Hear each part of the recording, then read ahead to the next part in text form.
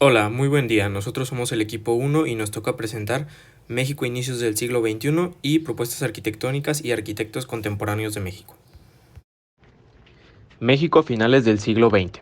Todo el siglo XX estuvo dominado por la política. La oposición al capitalismo, socialismo, era la contradicción principal. Un siglo después de la Revolución Mexicana, reivindica toda su herencia a un partido político, en este caso el PRI, el Partido Revolucionario Institucional. Dicho partido se identifica al mismo tiempo como revolucionario y como institucional. En la historia del siglo XX mexicano es fundamental así la construcción ideológica y simbólica de este término, el de la revolución. Algunos de los hechos que marcaron más al país fue, por ejemplo, el milagro mexicano, que fue un crecimiento económico durante las décadas 40, 50 y 60 del siglo XX. Esto debido a que México tenía gran abundancia de los recursos naturales, por lo que era posible fabricar los mismos productos que en los países aventajados, pero a un costo mucho menor. Como resultado, muchas veces era más barato para los mexicanos comprar una variedad de productos, en este caso, por ejemplo, televisiones, computadoras, etcétera. El éxito comercial interno de México y su economía internacional cambiaron de manera apreciable el nivel de vida en el país. Sin embargo, en esta época se conoce como la continuación de la corrupción dentro del país y el nepotismo entre los empresarios y funcionarios del gobierno. Después se encuentra Tlatelolco. En 1968 México era uno de los países latinoamericanos con una buena economía y varios avances tecnológicos. Sin embargo, en ese tiempo comenzaban los Juegos Olímpicos y se escogió a la Ciudad de México como el anfitrión de los mismos. Sin embargo, la Constitución mexicana garantiza que la educación será gratuita desde la primaria hasta la universidad. Debido a los tiempos y debido a la falta de la economía en el país, el gobierno anunció que comenzaría a cobrar a los estudiantes cuotas pues para seguir con sus estudios universitarios.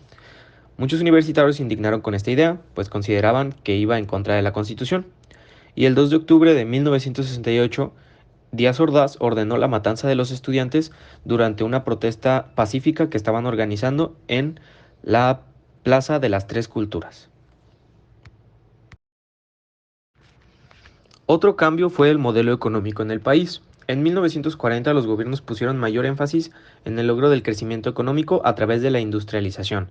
Así que continuó la promoción estatal del desarrollo social. Se considera que el crecimiento económico se convertía en sí mismo en un mecanismo para elevar el nivel de vida de la población. Durante las décadas de 1940 y 1950, la inversión pública en la infraestructura y el fenómeno industrial fue prioritaria.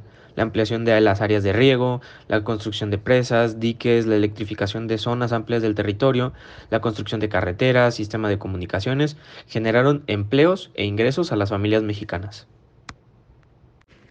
Y, finalmente, el desarrollo estabilizador, que durante las décadas de 1940 y 1950, la inflación creció por el déficit público que financió la intervención en la economía y las acciones sociales, provocando que los logros de los asalariados se revirtieran.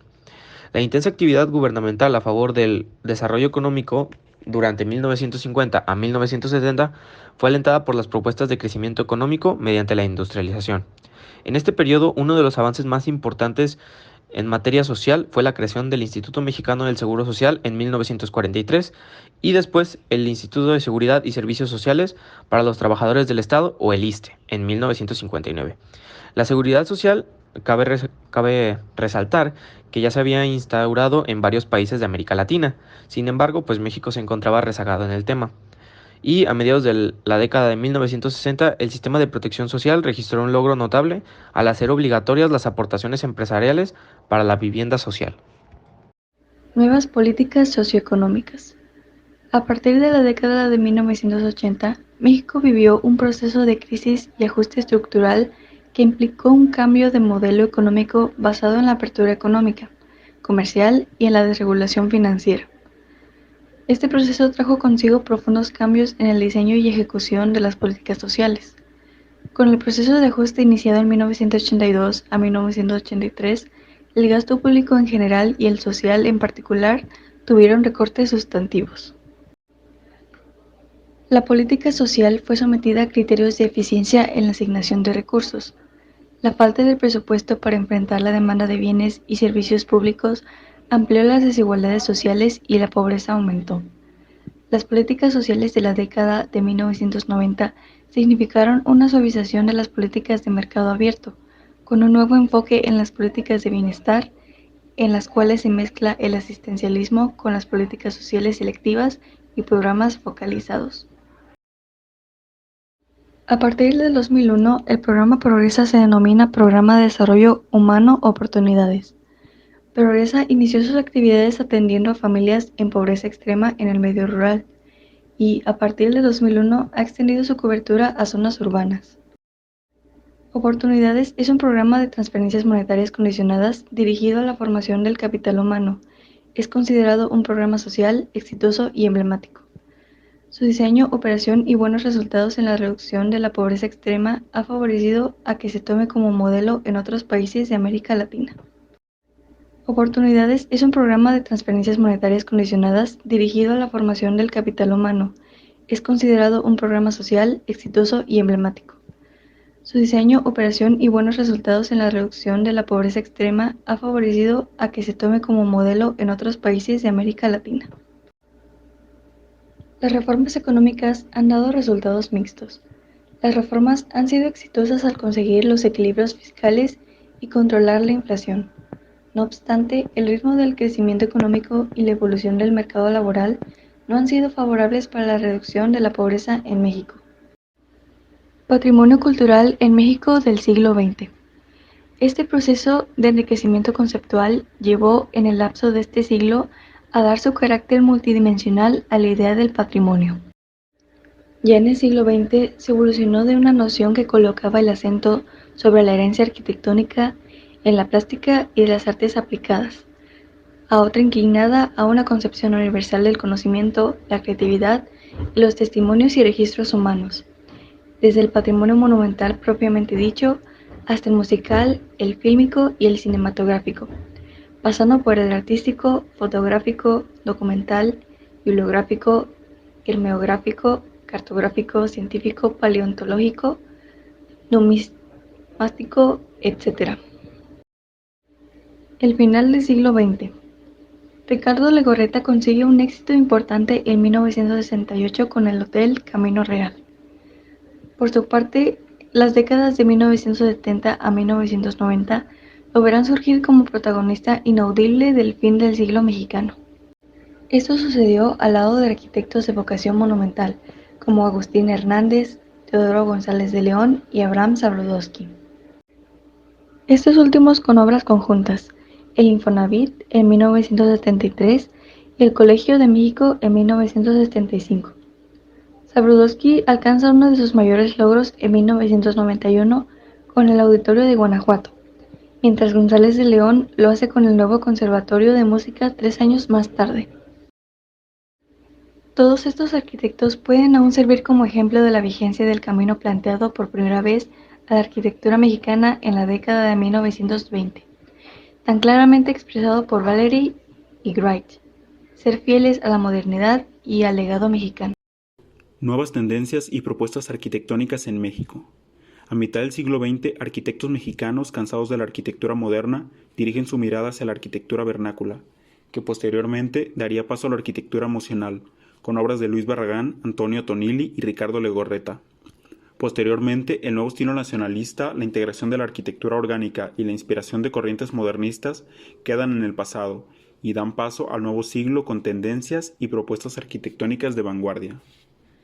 Las tendencias de la arquitectura mexicana del siglo XXI deben entenderse como preferencias dirigidas hacia la consecución de ciertos fines, las cuales poseen 3 rasgos comunes: la sostenibilidad ambiental y la eficiencia energética, la incorporación de avances tecnológicos y la integración de expresiones culturales que hacen reconocible la arquitectura mexicana a nivel mundial.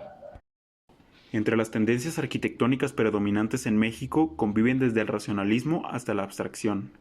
La arquitectura mexicana del siglo XXI mezcla los elementos precedentes y de nuevo los reinventa de forma contemporánea.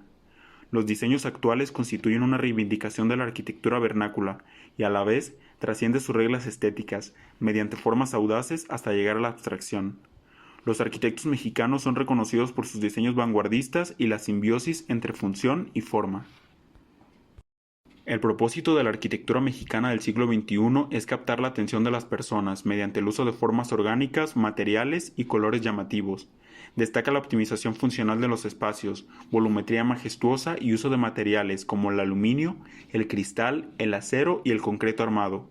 Junto a los materiales modernos, los diseños implican una reinvención moderna de elementos tradicionales, como el ladrillo, el adobe, la madera o la piedra. Los diseños arquitectónicos mexicanos vanguardistas se adaptan al clima, la orografía y las necesidades de uso y culturales de cada emplazamiento.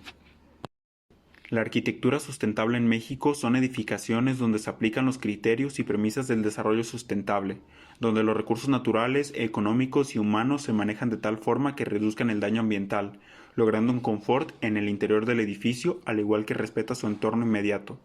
En los últimos años, los diseños sustentables han tomado mucha fuerza en México y los encontramos en ejemplos como la Torre BBVA, la Biblioteca Vasconcelos, el Tubo Hotel o la sede del Infonavit.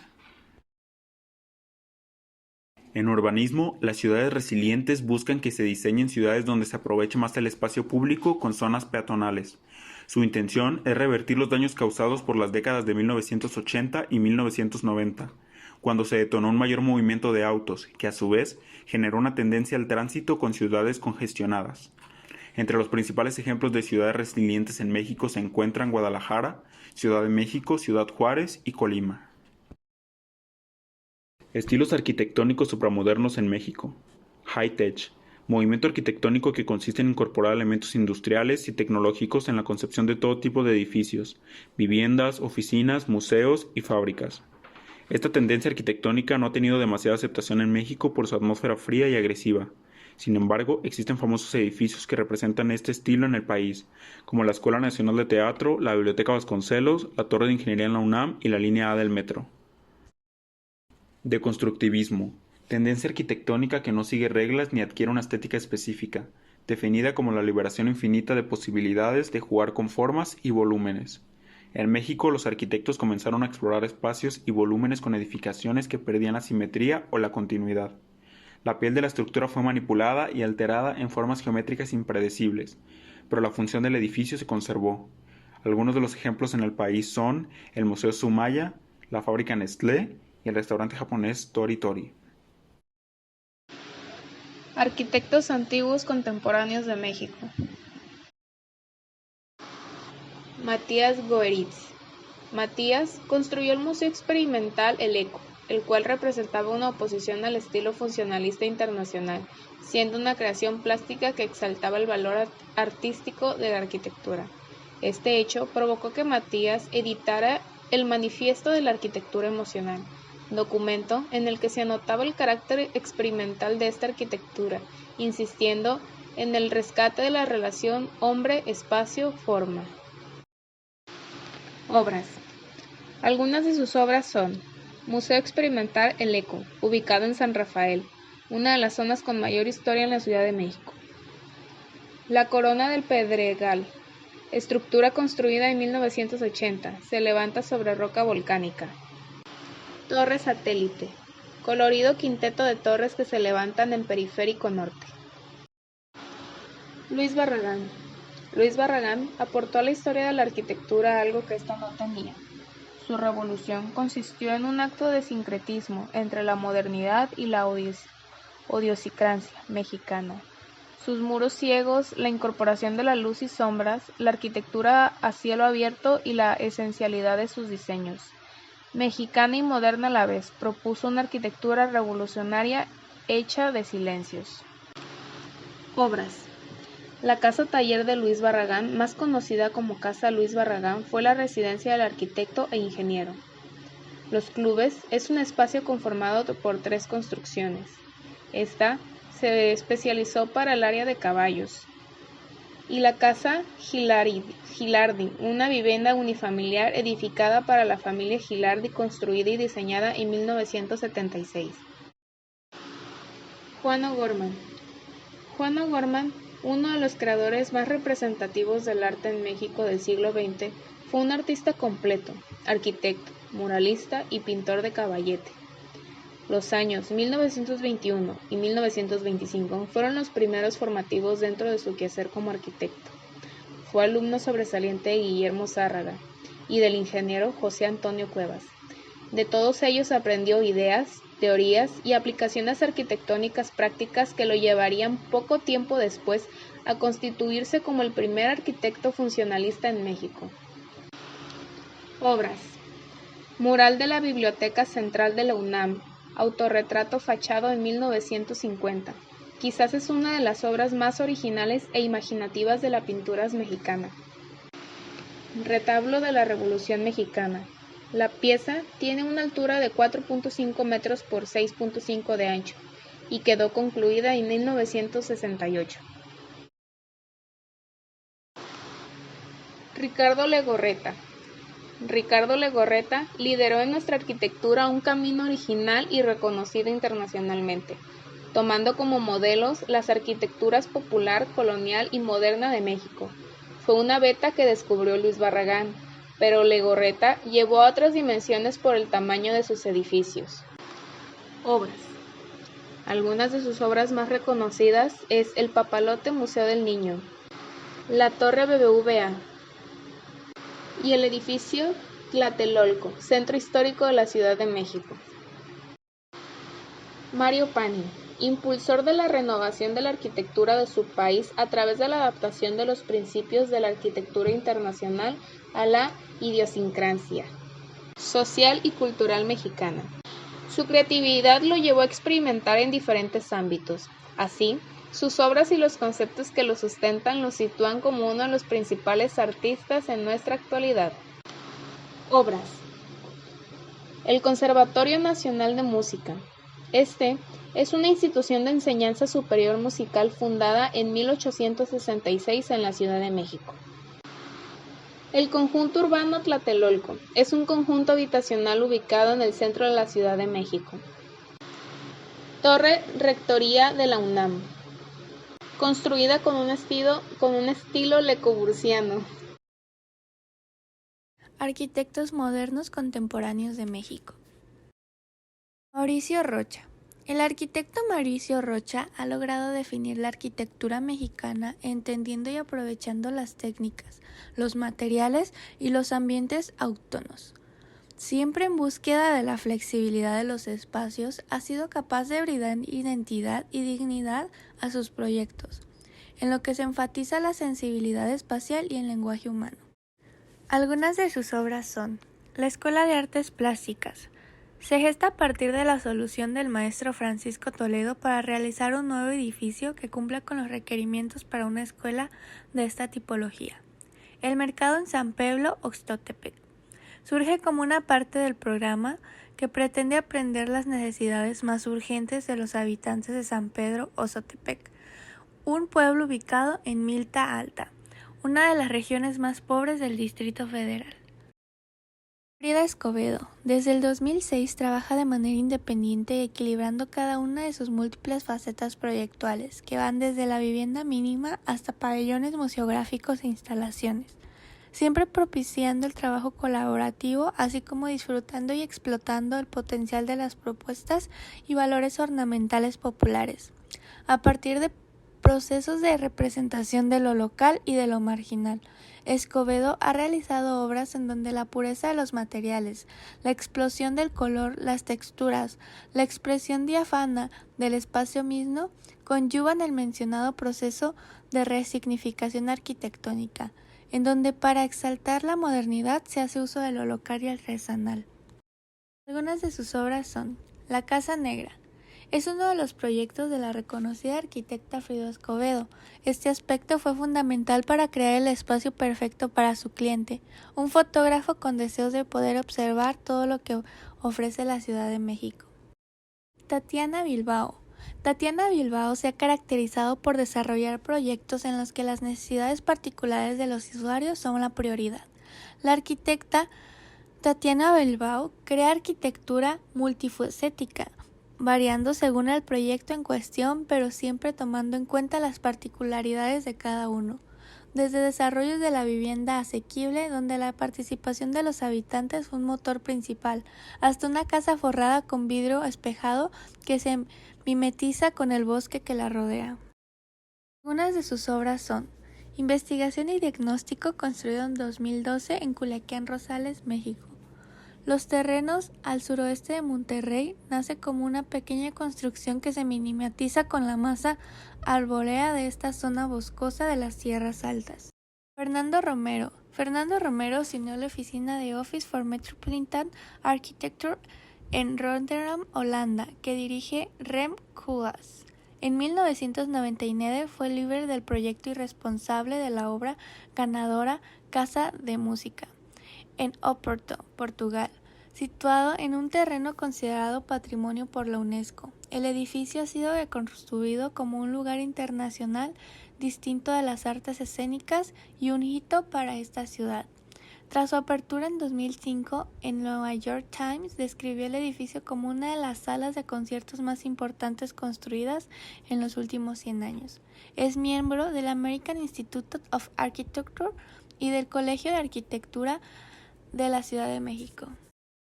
Algunas de sus obras son Museo Soumaya, diseñado como un edificio escultural único y contemporáneo, fue inaugurado en el 2011.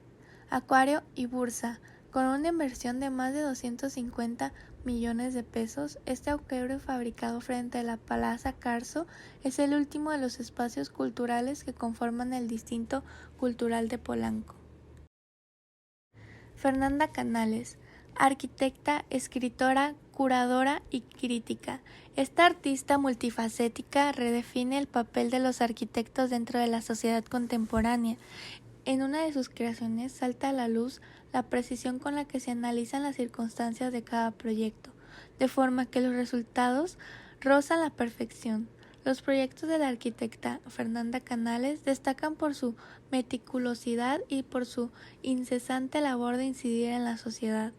En sus obras, su personalidad y su profesionalismo se refleja en la precisión de los detalles y en la pureza y honestidad de los materiales. Algunas de sus obras son Casa Bruma. Se trata de un proyecto que replantea la idea de casa y estructura distintos para espacios alrededor de un gran patio. Casa Productiva.